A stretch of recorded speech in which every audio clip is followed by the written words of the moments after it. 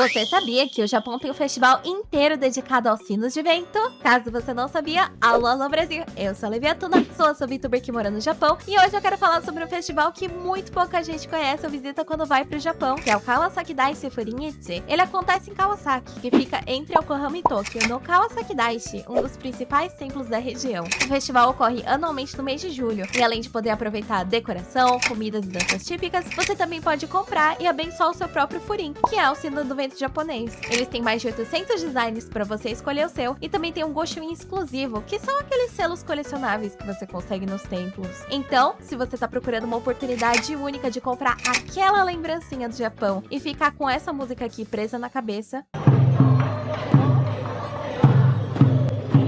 eu fortemente recomendo visitar o Kawasaki Daishi Furinichi. E se você quer saber mais sobre lugares fora de rota no Japão, é só deixar o seu follow. Beijinhos e até a próxima! Mua!